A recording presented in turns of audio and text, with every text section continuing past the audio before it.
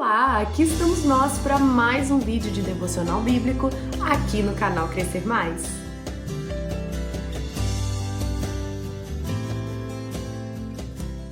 Já é dezembro, estamos quase findando mais um ano e você deve estar aí na sua correria, pelas ruas da cidade, pelas lojas, à procura do presente perfeito para oferecer à sua família.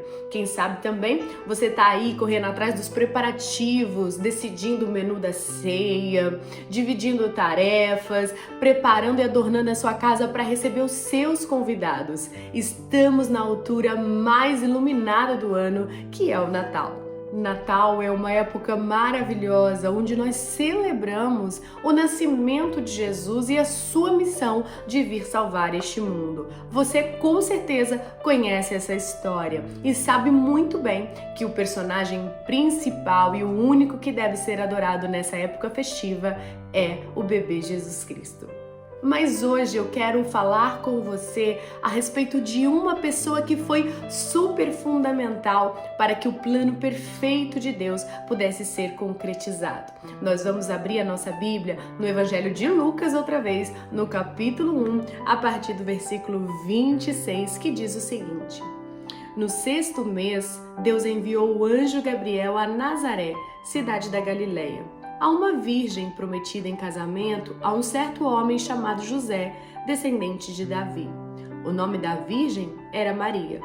O anjo, aproximando-se dela, disse: Alegre-se, agraciada, o Senhor está com você. Maria ficou perturbada com estas palavras, pensando no que poderia significar esta saudação. Mas o anjo lhe disse: Não tenha medo, Maria, você foi agraciada por Deus. Vamos pular agora para o versículo 34. Perguntou Maria ao anjo: Como acontecerá isso se sou virgem?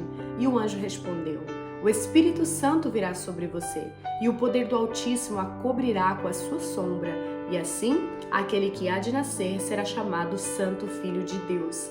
Vamos para o versículo 38. Respondeu Maria: Eu sou a serva do Senhor. Que aconteça comigo conforme a tua palavra. Então o anjo a deixou. Somente até aqui.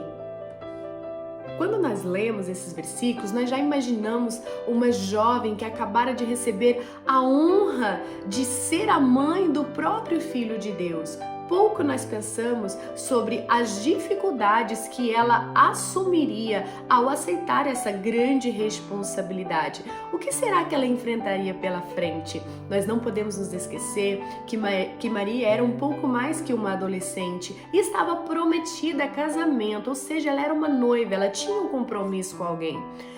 Como será que ela explicaria uma gravidez fora do casamento?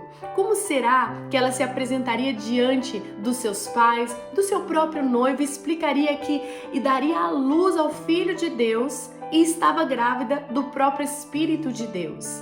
Não podemos esquecer que a punição para um adultério era o apedrejamento. Então ela corria risco de morte. Dizer sim para Deus naquela missão fez dela passar pelos vales de sombra e de morte. Mas, assim como diz o salmista, ainda que eu ande pelo vale da sombra e da morte, não temeria mal algum, porque tu estás comigo. Eu acho muito interessante porque muitas das vezes e por muito tempo eu imaginei Maria uma jovem ingênua, uma adolescente que tinha muito a aprender ainda, mas quando a gente lê o versículo que diz que Maria ela ficou perturbada com as palavras do anjo e ficou imaginando o que ele queria dizer com aquela saudação. O anjo apenas havia dito a ela que era para ela ficar feliz porque ela tinha sido agraciada. Então aqui eu já consigo perceber que Maria era uma mulher de discernimento e ela entendia os propósitos de Deus. Deus jamais vai enviar um anjo a alguém sem também enviar por ele uma grande missão desafiadora. Maria disse sim para Deus e dizer sim naquelas circunstâncias era o sinônimo de correr perigo, era o sinônimo de correr risco, mas Maria decidiu confiar no poder do Deus a quem ela servia. Ela obedeceu e assim ela assumiu seu papel no plano de Deus para a salvação do mundo. E se eu e você estivéssemos no lugar de Maria? Se nós tivéssemos a oportunidade de receber do anjo uma mensagem como essa e pensássemos em toda a circunstância, em tudo que aquela missão traria, será que nós também diríamos sim? Ou nós pediríamos para Deus procurar outra pessoa que melhor se adequasse àquela missão, àquele propósito? Muitas das vezes nós estamos rejeitando as missões de Deus porque temos medo dos perigos que vêm com ela, e dessa forma estamos demonstrando que a nossa confiança não é total no nosso Pai.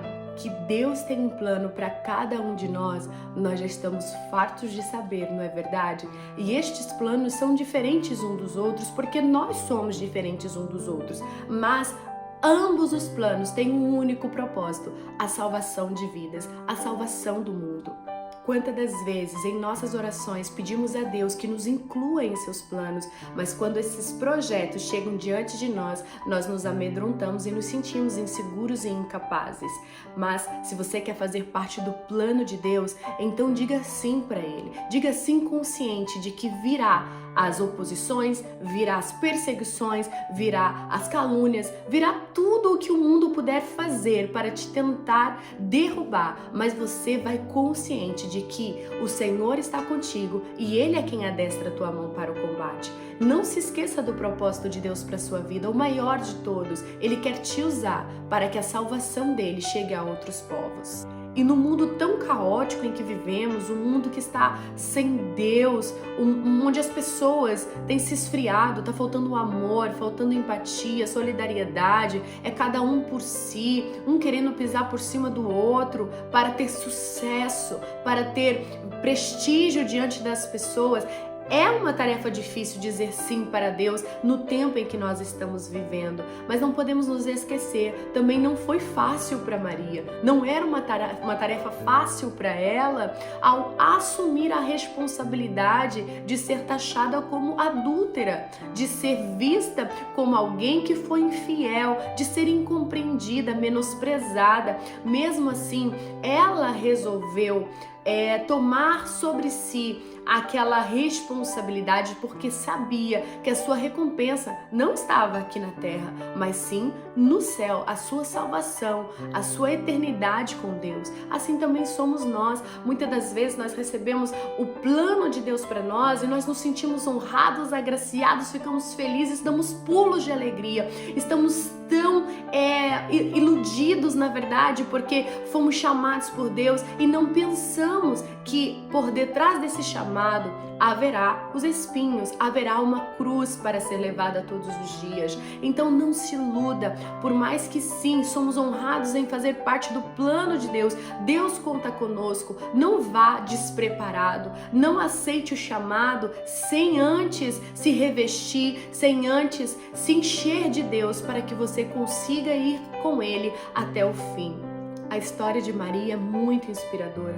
Além dela ter que conviver com tudo isso no início da sua gestação, após ela ter os seus próprios filhos, como José, ela também teve que lidar com os ciúmes dos seus outros filhos, ela teve que ver o seu primogênito ser açoitado, humilhado, morto numa cruz por algo que ele não tinha cometido. Não deve ter sido nada fácil para essa mulher, mas essa história dela nos mostra que assim como Deus a sustentou, por ela ter obedecido, por ela ter aceito a sua missão consciente do que viria pela frente, o Senhor também vai sustentar você. Basta você dizer sim, basta você falar para Deus que você está dentro, que Ele pode contar com você e que você conta com Ele para os momentos de dificuldades, de solidão. Existem pessoas que só você poderá salvar. Existem pessoas na sua família onde só você tem acesso de entrar no coração. Existem pessoas no seu trabalho, na sua vizinhança, na sua igreja. Existem pessoas que só você conhece e só você tem esse acesso. Então, aceite fazer parte do plano de Deus para salvar essa vida. Eu quero terminar com uma pergunta. O que é que Deus tem pedido para você ultimamente?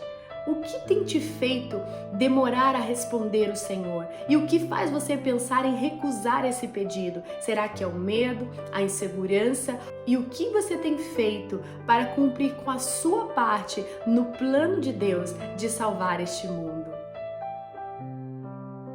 é isso, nós chegamos ao fim de mais um devocional aqui no canal e eu quero agradecer a você por ter estado aqui comigo mais uma vez. Não esqueça de dar um like no vídeo, de se inscrever se ainda não és inscrito, de partilhar para outras pessoas, para que ouçam essa mensagem do Senhor Jesus. E eu desejo que você tenha um feliz Natal, que a sua noite de celebração seja abençoada, que você não esqueça de adorar o Senhor Jesus e também de pensar sobre as responsabilidades que Ele colocou sobre você. Lembre-se, Deus está contigo e nada te faltará. Que Jesus te abençoe. Um abraço, Keila Massa. Viver teu chamado, deixar minha história.